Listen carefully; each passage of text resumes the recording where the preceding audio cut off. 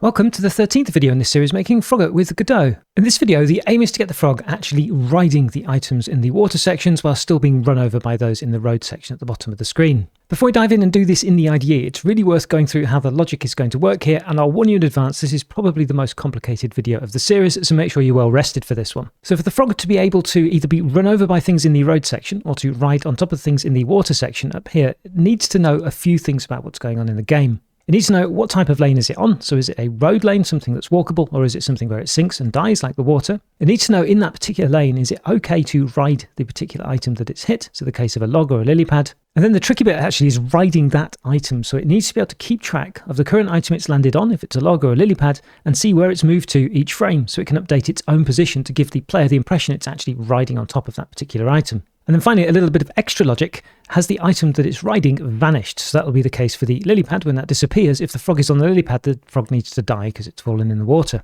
So there's quite a few things to tie together to get this to work. And to help us implement this, we're going to be adding a few properties into our various scenes. So the frog will have a lane found variable on the class, and that will simply keep track of which lane it's landed in, and that will be set to null when it leaves a lane and also then lands on the resting area in the middle. At the same time, when we're riding something, so a log or a lily pad, we'll keep track of what it is in the riding item variable so we can update our position. Then we'll add a property called walkable to the lane itself, which is really simple. It's actually yes if it's a road and no if it's water. And then for the lane item, we'll add a couple as well. One will be, is this item rideable? In other words, has it vanished or not? We'll literally use the sprite visibility for that. And finally, is the item itself dangerous? Is it something like a car that can run over the frog, or is it something the frog can sit on and ride across the water? And what we'll do is we'll start off by setting up these properties on the lane and the lane item, and then we'll move on to the frog, which is where the bulk of the logic is. Before we make a start with the logic, a quick note on the frog. I've got the frog scene open here in Godot and the root node selected. And on the right-hand side, in the inspector, in the canvas item section, the Z index in my case is 10. Point being, you should have a Z index here that is above 0. So if you don't, please set it above 0 so it appears now on top of all of the items in the game. And talking of settings and things like that, let's open up the level. So you may notice between videos on this series that the layout that I have on the level changes, or maybe the speeds change a little bit.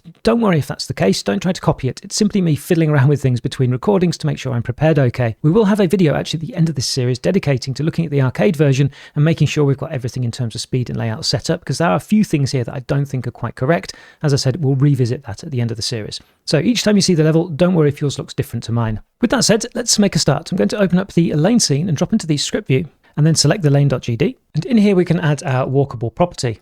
So we can make a var walkable, and then we can do a getter on here. And we'll return here the lane type is equal to lane type road. And what we're going to do is pass this information actually to the lane item. I'd like to go into distraction-free mode here to make this a little bit easier. Let's get hold of the walkable, and we'll put that as a third parameter here. Now the setup function doesn't take those yet, but we'll fix that in a moment in the lane item. Before we do that though, this property here then will be true if the lane type for the lane is road, otherwise it'll be false. Let's drop then into the lane item.gd, which I have here. That's the script that's on the lane item scene. And then at the top here, we'll add another variable, and that variable is going to be dangerous, which is a Boolean. And then we can take this and put this as a parameter into the setup. So this is the third parameter. Now we've called that walkable in the case of the lane, and we're calling it dangerous in the case of the lane item. Why? Well, any lane item that's on a walkable surface will be able to hit the frog, therefore it's dangerous. So we can set the dangerous equal to dangerous.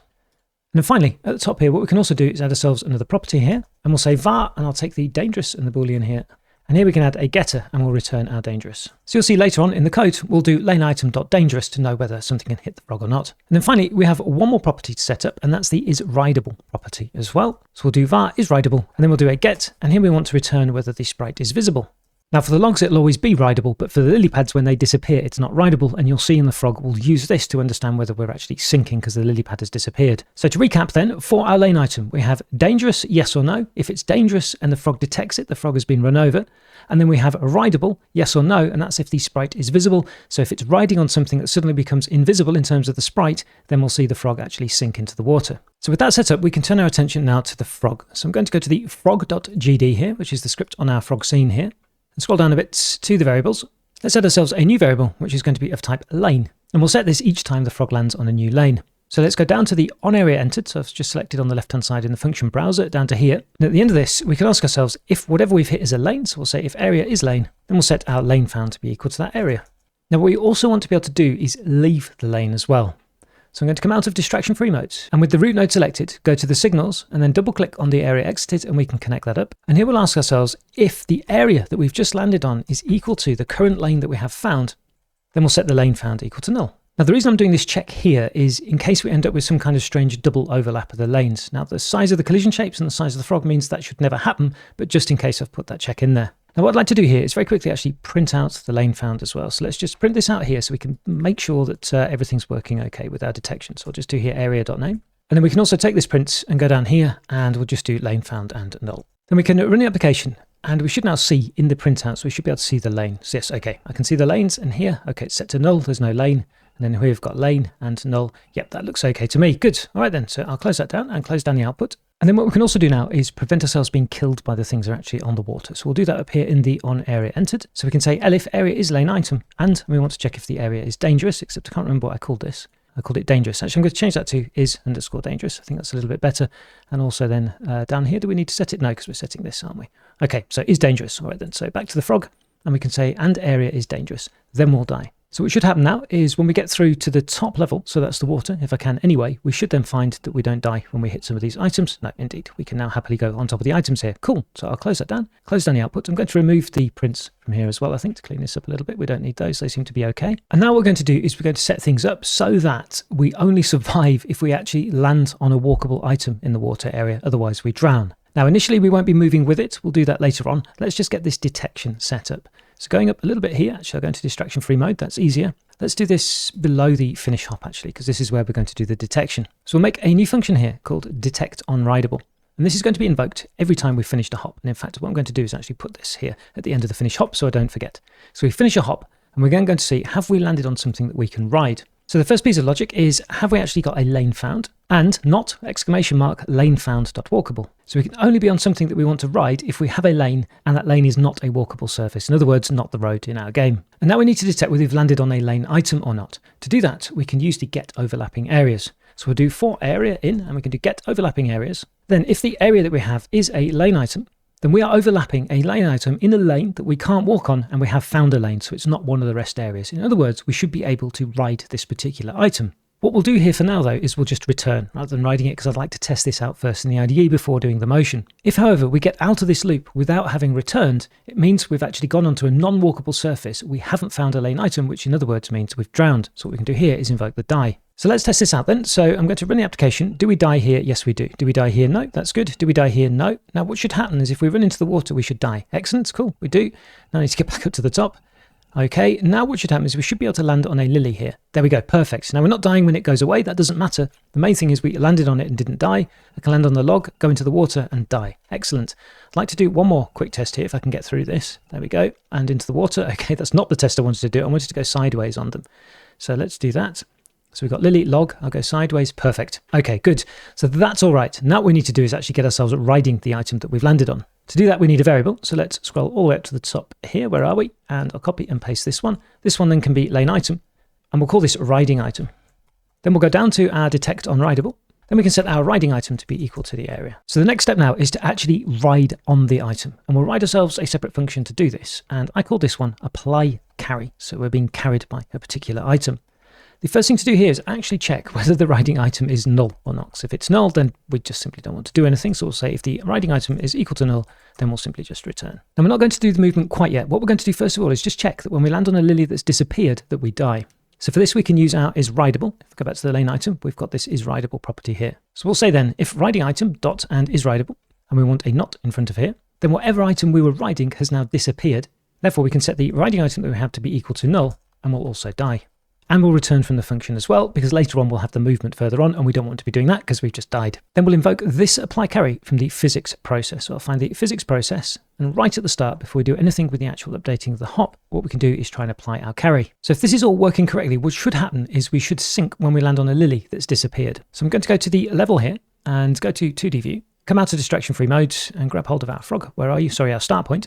And with the move tool selected there, just put it here to cheat a little bit. And then I'm going to go to debug, turn on collision shapes so we can see the lilies. And let's have a look. So let's wait for a lily to disappear.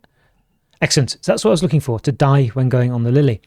Now it won't work perfectly here. So for example, if I go on this lily and off, when that one disappears, I'll die, but that's because it's still keeping track of that as the riding item. The main thing I wanted to check is that we can't go on an invisible lily. And can I go up here and then off? Yeah, we're okay. Good. Okay, so I'll close that down and close down the output, go back to script view. Now we need to set up the actual movement. So when we're applying the carry, we want to ride along with our riding item. To do that, we need to keep track of the X position of the item that we're riding, and we need to keep track of the amount it moves since the previous frame. So let's make a variable to keep track of this. So we'll go up to the top here, and I'll copy this best Y here, put this down here, and call this last item X. So that's the last X value we had for the position of the item that we're riding. And then let's go to reset to start. And inside the reset to start, we'll set our riding item to be null. And then also, if we go to the try start hop, I was worried about forgetting this one, so I want to do this one now. Basically, if we hop up or down, we need to make sure that we reset the riding item. So we'll say if our hop direction in, if it's up, hop and down hop, then we'll also reset the riding item. And now we need to set that X position. So let's go to the detect on rideable. Inside here, then we can set the last item X. And that can be equal then to the area.globalposition.x. And that's all of the setup done. So when we've detected that we've landed on something we can ride, we know the X position it was in when we landed on it. Each time we go up or down the lane, we clear the riding item. The only thing to do now is inside the apply carry here, assuming that our item hasn't disappeared, is what we can do is actually update our position. To do that, we need to get the current X position of where the riding item actually is. We'll say current X and float. And that's going to be equal to the riding item.globalposition.x. Then we can find out how much we've actually moved. We'll call that dx for delta x. So we'll say dx float. That's going to be equal to the current x minus the last item x. And with our dx, which is what we need to move our frog, we can update the last item x to be equal to then the current x. And finally, last but not least, we can get our own global position.x and we can update that by our dx. We also need to do the hop start and the hop target. And that should be everything we need now. So I'm just double checking this here. So we've got detect on rideable being invoked. If it is rideable and we're on the water, in this case, we set the last item X, that's our riding item. The apply carry, we're invoking every single physics frame. So if we don't have a riding item, we return. If we do have a riding item and it's actually disappeared, it's now set to null and we die and we return. Otherwise, we update our X position. I think that looks okay. And the other one, of course, as well, is we already did it with the try start hop. We reset the riding item if we're trying to go up or down. So I'm going to run the application then, and let's see what happens here. So go on the lilies. Do you fade and we die? Oh, cool. We do. Excellent. Good. Do we ride the lily? Do we ride the log? We do. That is looking all right, actually, I think. Let's get on another log if I can, please. Lilies. Here we are. Good. Let's get on you. Can I go off to the side and die? Yes. Perfect. That was what I wanted. Also here, can I run off the front? Yes. Good. That's looking really good. Excellent. And we still die with the trucks and things like that. That also remains to be found out as well, except I can't go down because I'm starting here. So I'm going to close that down. Go to the 2D view here with the move tool. Just drop that down here and play the game again. Let's have a look. Do we still die here? Yes, we do. Excellent. Cool. So I'll close that down. I'll close down the output. So well done for getting through that, because that was probably the hardest bit of logic of the entire game, is getting ourselves to be able to ride the lily pads and the logs and also detect the disappearing of the lily pads. To finish off this video, what I'd like to do is do a little bit of a cleanup here. So grabbing the home 2 here, I'm going to duplicate that and put one here and also put one here and put one here. So we've got all of the home bases in. The other thing we can do is work on the speed up now as well. So each time there's a new level, what we want to do is we want to have things actually speed up. So let's go to script view. And we'll go to the lane item then. And inside here, we want to connect ourselves up to the level completed signal. So what I'll do actually, I think I'll do this below the setup actually, but above the physics process, we'll do func on level completed. Now we're taking the level there, I think, as a parameter. We don't actually need it, so I'll underscore it. The return type is void. And here what we want to do is increase our speed. So we'll do times equals, and I'll do 1.05. I guess that'll be 5% increase in speed each level. I'm also going to print the speed also here as well, so I can check this in the output very temporarily. And then we need to connect ourselves up to this as well, don't we? So let's go up to here, and in the ready, before we do the waiting, we can already connect ourselves. So grab hold of the signal hub, and then we have the level completed, and we can connect that then to our on level completed. So what should happen now is every time we create a level, we should then get the speed increase. And to test this out, I'm going to go to 2D view. I've just added in all these homes. I'm going to remove all of these homes apart from one of them to make it really easy to get through a level. And I'm actually going to fade out now and be right back. I'm going to run the game and probably cheat and put the frog starting in the middle here and make sure I can complete a couple of levels and check what's happening to the speed of the item. So I'll be right back. Okay, so I'm back after a quick play around. I actually cheated massively with the frog. I basically made it invincible, so nothing can hit it. And I've been through a couple of levels. I'm on level 4, you can see, and I can see in the output, indeed, the speeds are increasing, and I can see stuff actually visibly, and the level is getting faster and faster as well. So that's working okay. So I'll close that down, close down the output. If you're wondering how I cheated with the frog, it was quite simple. In the on area entered, I just put a return, and also in the on area exited, so nothing can hit the frog. So I'll go back to the level actually, to 2D view, and grab hold of the home, and I'd like to actually put these homes back in here. So we've got the level full again. As I've already said at the beginning of this particular video, you will notice sometimes they appear and disappear between videos in the series. Please don't worry about that. That's just me fiddling around and testing things. And I think to finish off the level, what we could also do is add some music, because we don't have any music in here, do we? I don't think so. Let's select the root node here. Then we can add, and we want to add an audio stream player into this. I'll change the name then to music here. And then on the right hand side, the stream can be the blood pixel hero one here. We'll set that to autoplay, maybe minus 12 dB or something like that. Now actually, if I just type blood into the search here and get hold of this, it might not be looping. So I've selected the blood pixel really quickly down there, gone to the import tab, and we'll set the loop mode to forward, then click re-import. Okay, that should now be looping. So when we run the game now, we should actually be able to hear some music. Yes, I can. Cool. Okay, I'll close that down. And whilst talking of sound, there is something missing actually on the game controller. If we go to the game controller, let's add an audio stream player to this as well. I'll call this effect. And on the right hand side, we'll browse and we want the 2207, or what is it? Sorry, the 2027, sorry. This is the lose sound. We're not playing an effect if we run out of time, so we need to do that. So let's go into the game controller script. And at the top of the script here, we can drag ourselves in a reference to the effect here. Then down inside the process, what we can do here is we can play the effect. Now, when you do something like this in the process, you have to be a little bit careful because this if will be true as long as the frog time left is less than or equal to 0. So if we don't do anything to stop the game immediately when the time runs out, we'll effectively play this over and over and over again, which will make a very strange sound every single frame. But with the way our frog died logic is working, we actually immediately pause the tree because the game is over, so the effect is only going to play once. Nevertheless, I do want to point out that you do have to be careful when you do something like this, that you want to avoid playing it then every single frame. So I'm going to go back to my frog script though, and I need to uncheat the frog here really. So uncheat the frog and uncheat the frog. And then in the level, on the game controller here on the right hand side, I'm going to set the time to 5 seconds. And then let's run this and test this and see if we hear a sound we run out of time, because we weren't before and it was a bit weird. So let's see. Okay, that's better. Okay, so at least we now hear some kind of sound when we run out of time. I don't know about you, but when I was playtesting it, sometimes I thought, why have I died here? And I realized it was because I'd run out of time and there was no sort of feedback for it. Okay, and with that done, that brings us to the end of this video, and I think we've pretty much completed all of the logic for our level. So thanks very, very much for sticking with me through this one. It wasn't easy, I appreciate that, but we are now done with all of the major logic. What we can do in the next video is turn our attention actually to the main screen, so I'll see you there for that one.